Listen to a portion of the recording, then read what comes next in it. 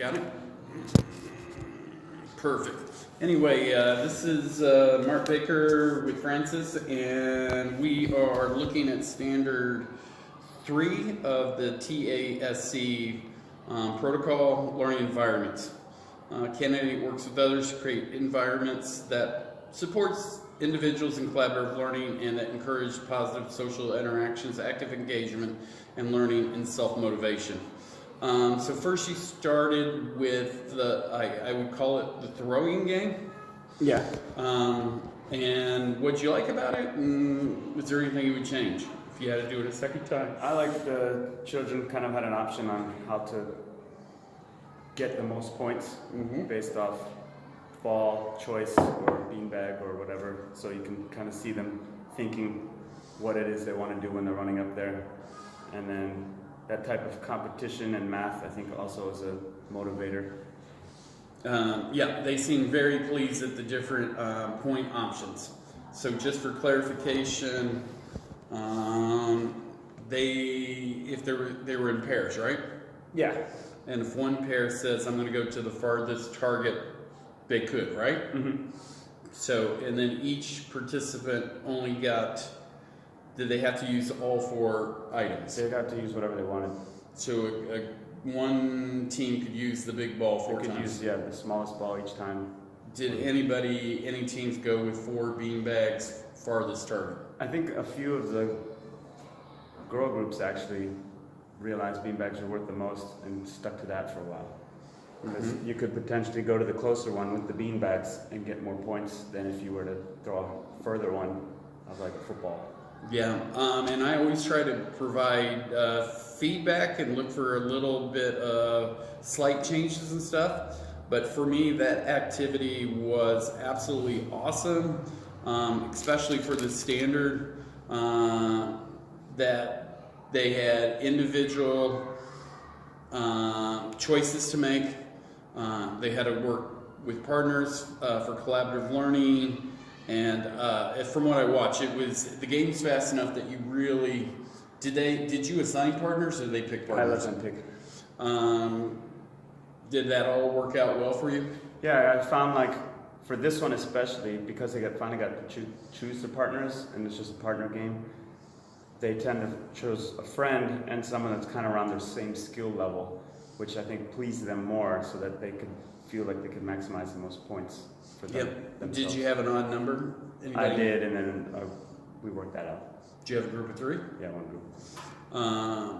So heavily active, and I don't even think they noticed that they were also getting physical or aerobic exercise because it's a lot of running. Yeah. And they were motivated to get as quickly as possible. Was there a time limit? No, I actually just did it until they maxed out all the balls. And so we're still talking about that first activity. So it was awesome. I think kids were self-motivated. I love that they were in small groups. So if I'm not a good thrower, it wasn't like I had to do my practice in front of the entire group. Yeah. All the kids were engaged. Nobody was sitting still. So that was absolutely awesome. Then you moved into handball, right? Yeah, kind of like handball, 3 steps, not multiple steps. And we built into this handball by playing a lot of ultimate, as in like whoever had the ball couldn't run, but everyone else around them could run, which got them. It built to this game because I think in the beginning a lot of people don't know that they should run for their teammate. Yeah, so just slight curiosity, if I'm on a team and I throw the ball and it hits the ground, is it the other team's ball? That's the game we built up with, but on this final one, I let anyone grab the ball. So as soon as it dropped, anyone could get the ball. But the games that we built to lead up to this, because I found, let's say the non-athletic people didn't know how to run around for their teammates beforehand. Only the athletic people tended to just dominate. As you see in this game, there's 2 teams, and there's one team that kind of has 2 guys that kind of dominate way too much, not allowing the other 3 to play. But they lose to the other team of, let's just say, not as athletic, because all 5 of them are actually working as a team. And then were you evaluating them during handball?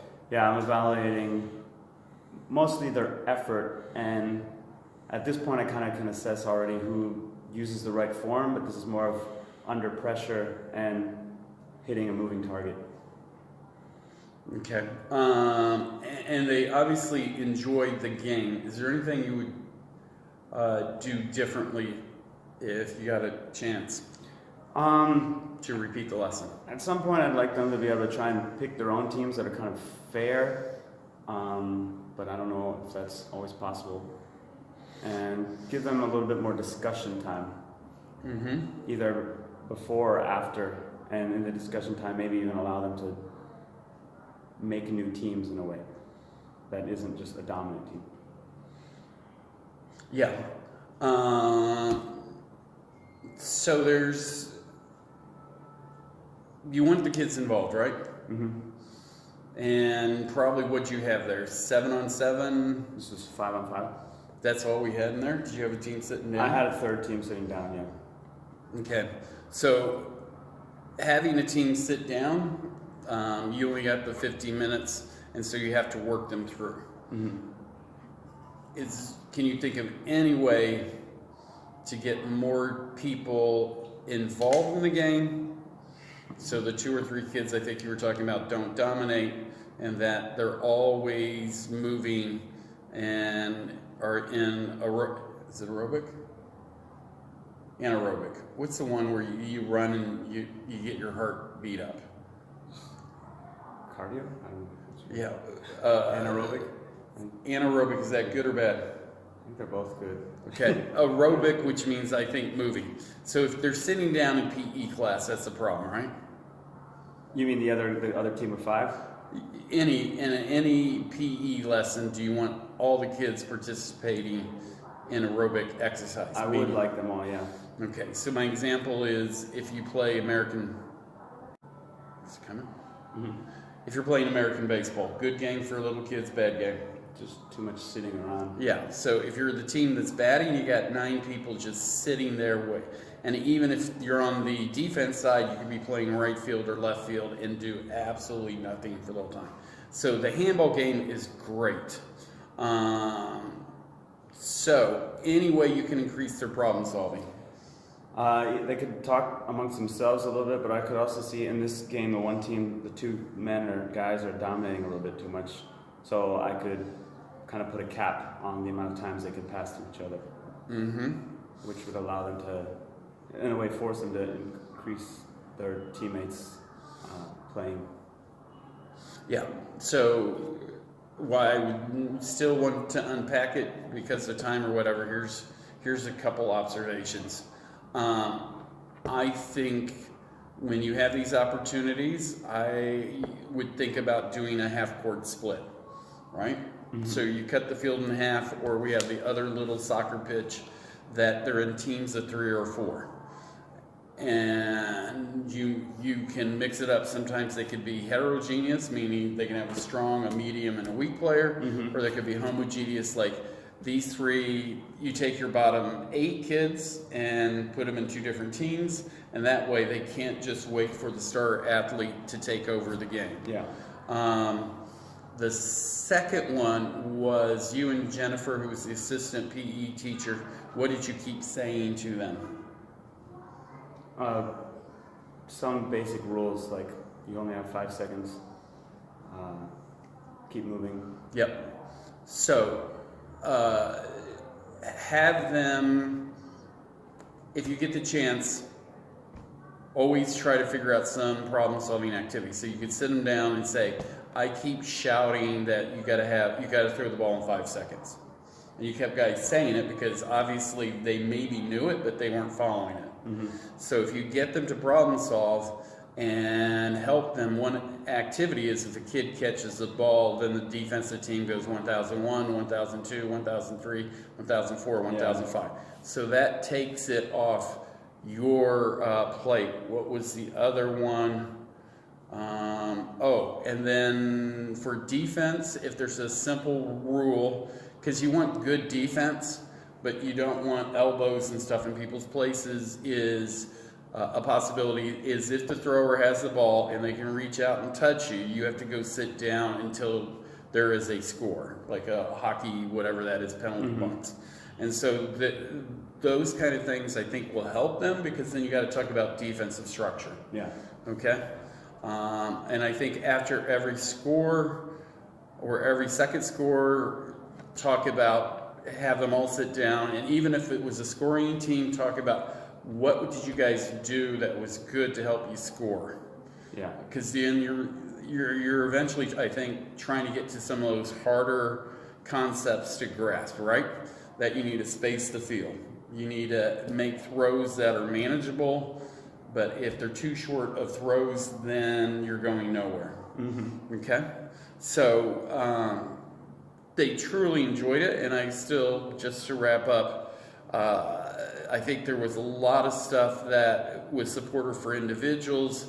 I think there was opportunities for collaborative learning. I think your intentions were good. I don't think you formally stopped the lesson.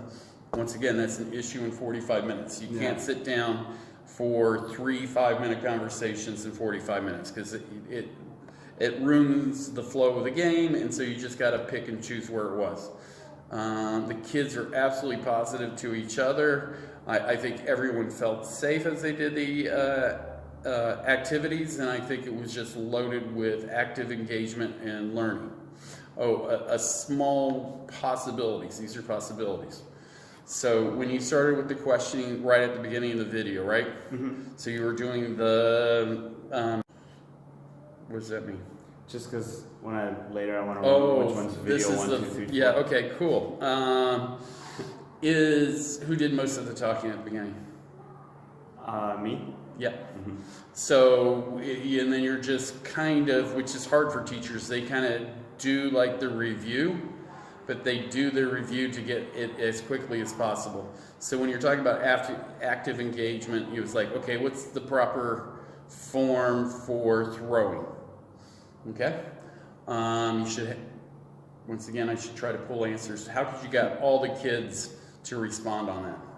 Have them stand up and show it? Yeah, so model the action of the throw, because then you can also quickly check kind of some things like that. I would also encourage you to misteach. Are you with me? Misteach? Misteach, and I think there's a better word. I'm not even sure misteach is a word. But if you demonstrate, like with your 2 feet together and you flip it out with just arm strength, can they coach you to improve your strategy? And so the one I always call it is, you need to be, forgive the term, the least intelligent or the dumbest kid in the class. So you're going to say, this is the best way to throw, right? So that one was good. And then say, this is what we're going to do. Okay, explain it to each other, and to get their talking to each other about, okay, this is what we have to do. We go back and forth. This is how many points we get. We get this. I'm not sure what I'm saying is very clear. So you demonstrated with the kid. Then possibly the second demonstration is what they think you guys should have done. So they say, you two should go for 3 football passes to the back. I'm feeling it, but I'm not communicating it well. So that was fine. There was something else. And I'm not sure how to do this. It would be interesting if you had tape marks in the gym, and they had their partner, and they keep working for their record throw. So the first time you have to keep your feet together and throw overhand, and see if they can naturally, which is inquiry learning. So instead of you going right within 3 minutes to show them the right form, tell them to throw this way. And then if that was a warm-up and they had clipboards, then they can record their throws. 22 feet, and they get up to like 65 feet. And then it's that personal motivation on that form. Yeah. Okay? But absolutely wonderful. If I had to give a score with 10 being perfect, I'd give you an 8. Okay. And that's a darn good score. Thank you so much for watching, and that's who we are.